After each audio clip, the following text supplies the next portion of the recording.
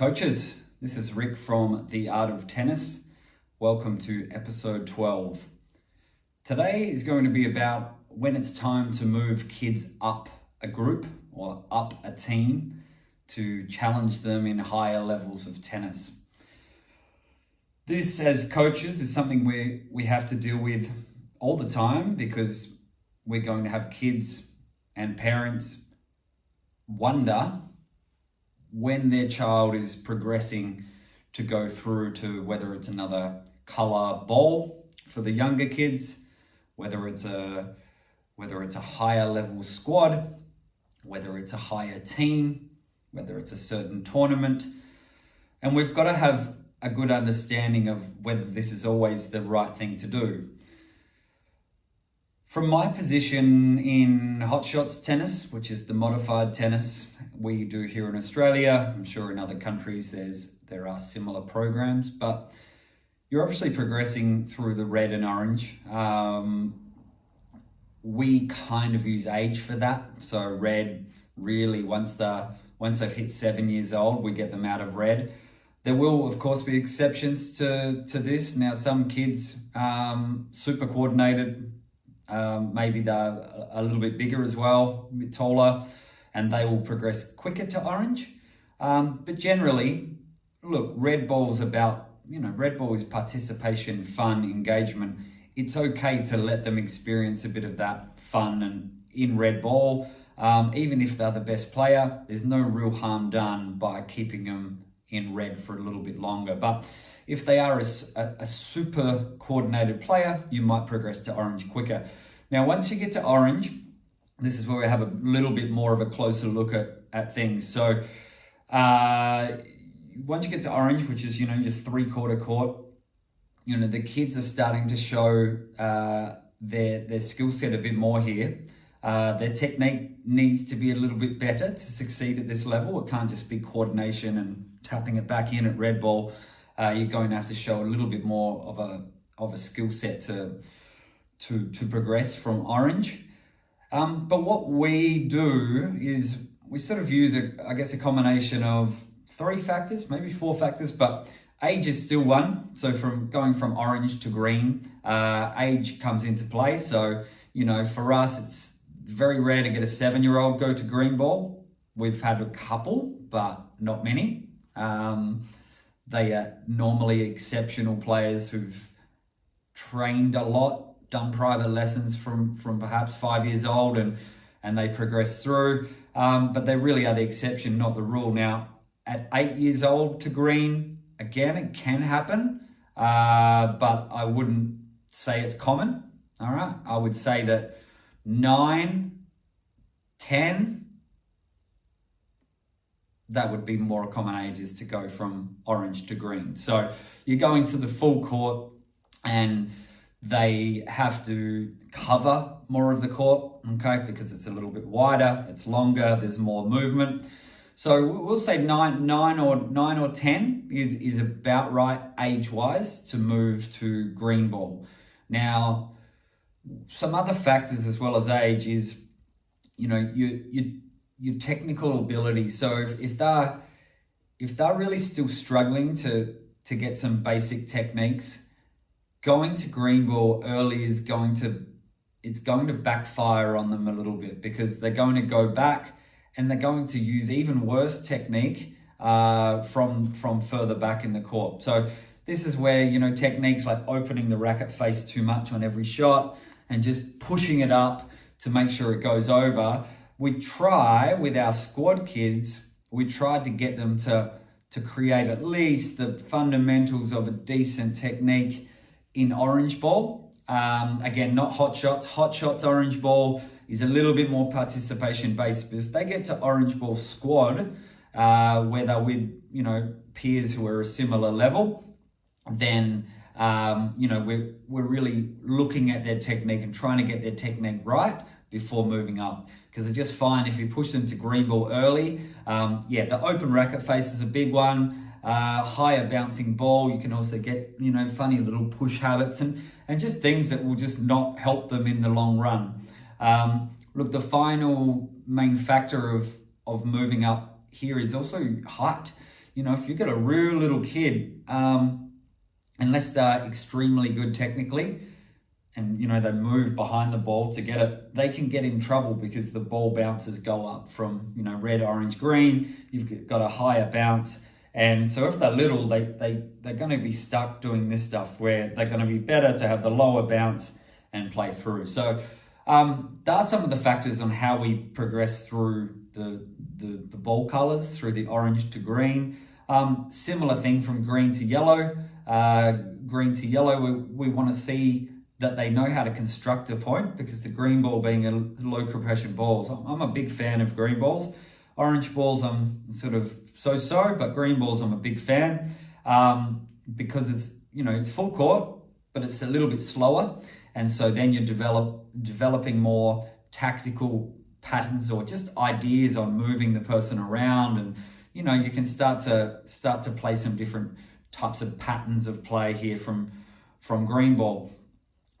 So once we feel like they've not mastering, but getting a good understanding of that, then going to yellow ball can be great, because their serves are going to come off harder.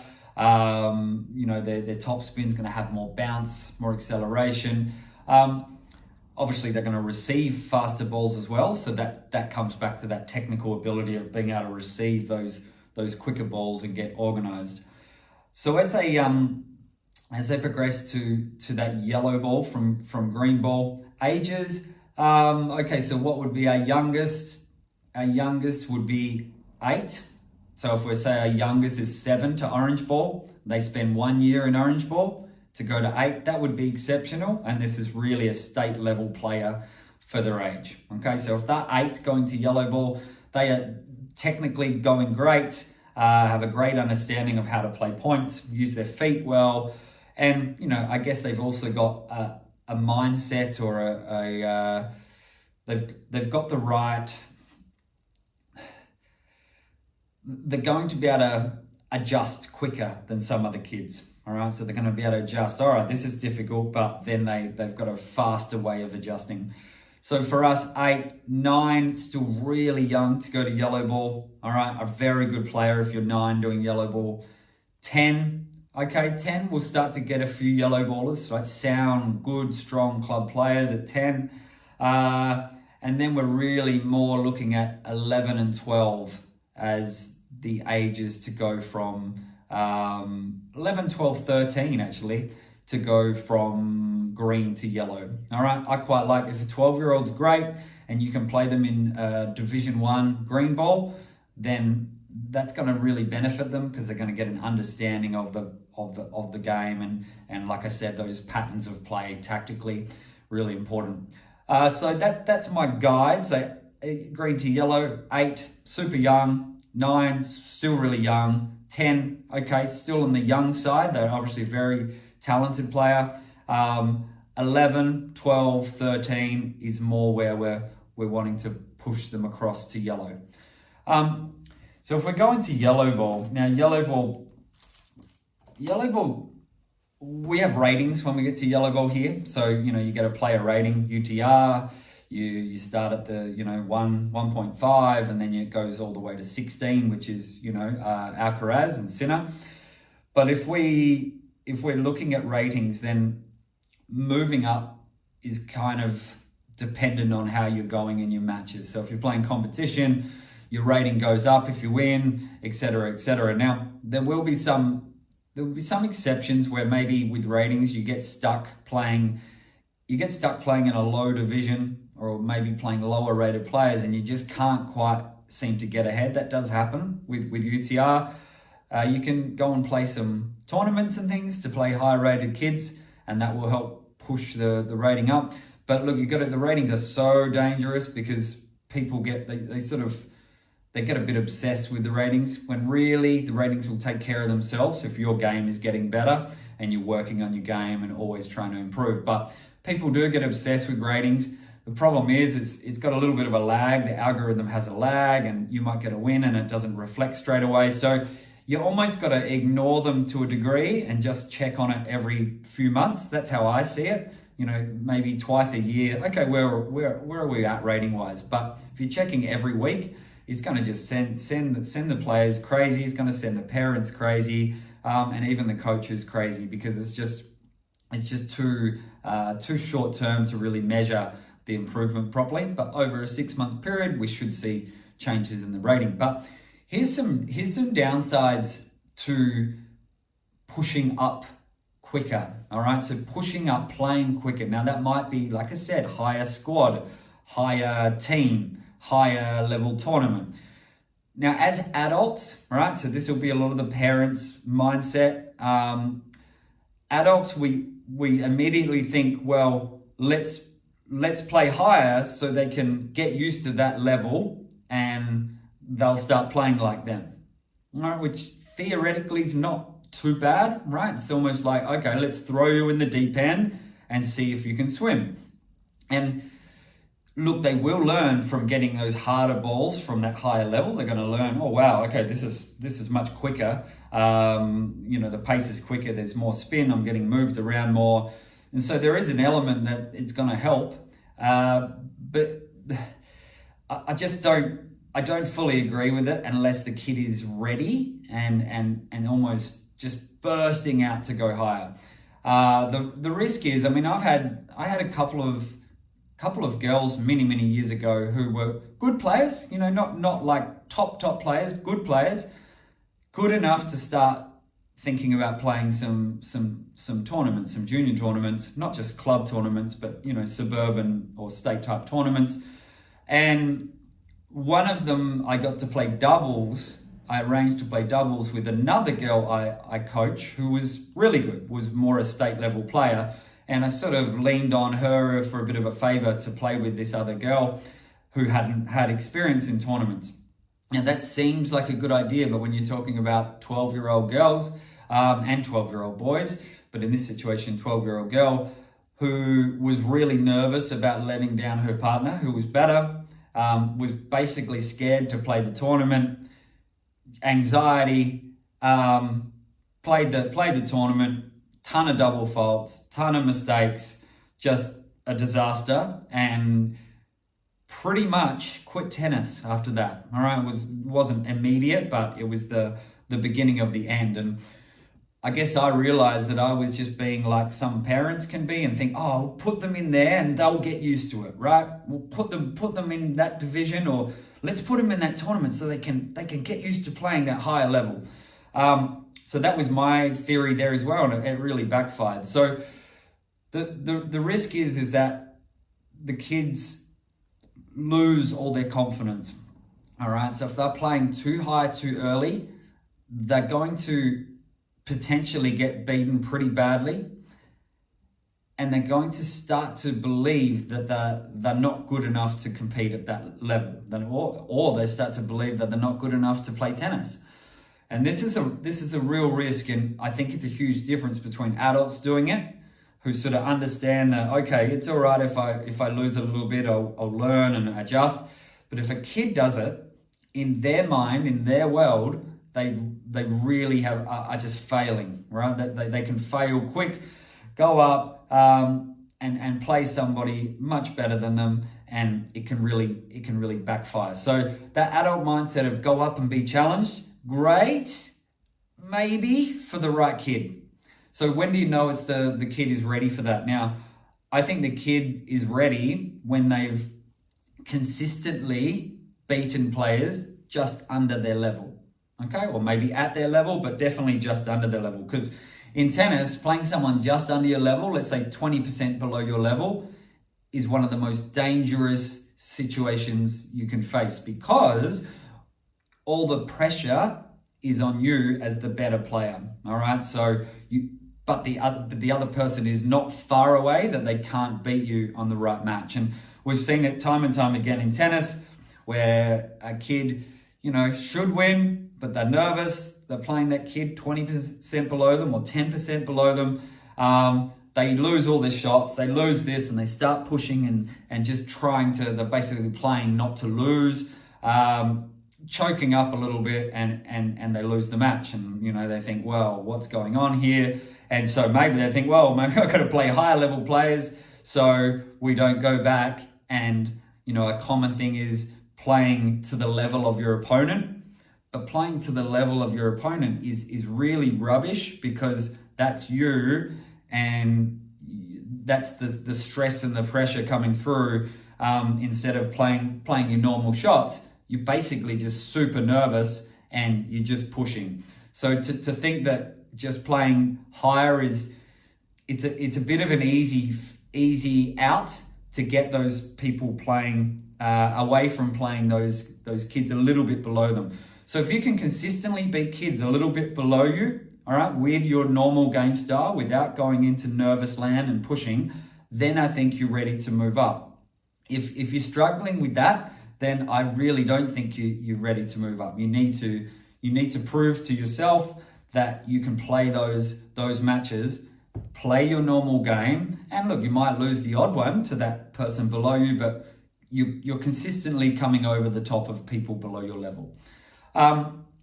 So look, what sort of win and loss ratio? Now, I like 60%. There's a lot of there's some thoughts out there. It's 55, 65, 60% win ratio is good. Why not 50-50? Because you want to lean on the side of confidence building. So winning is a habit and losing is a habit. So if you're constantly losing, all right, so those footy fans, AFL fans from a long time ago, when I was a kid watching Fitzroy Football Club before they merged, they used to get smashed every week by 100 points, and the habit of losing just becomes ingrained as part of the culture and part of I guess each individual there.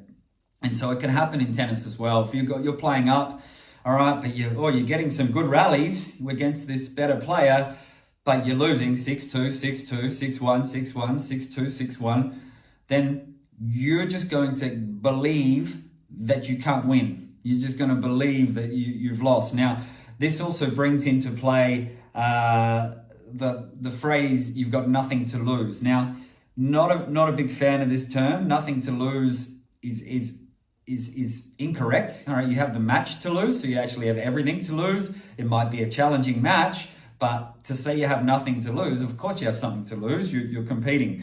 So you shouldn't really have the mindset of got nothing to lose. I know that sort of gives the feeling that you can then play free and all of this, but that's fine, but you should be able to play free without you've got nothing to lose. It's almost the opposite of playing that person 20% below you, where you've got everything to lose.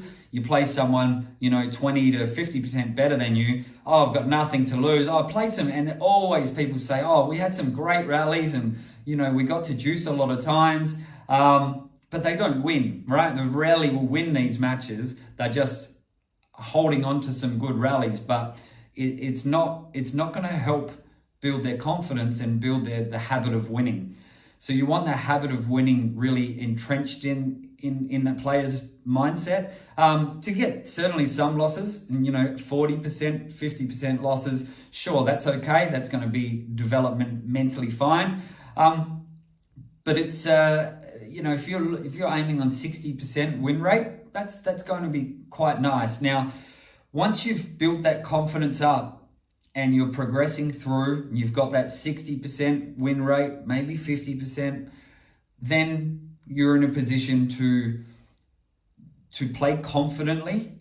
You have self-belief that you can win because you've won. You've proven it over and over and over again that you can win. So when you do go and play those a little bit above, you shouldn't have the I've got nothing to lose. You should have the I'm capable and I'm able to still win this match today.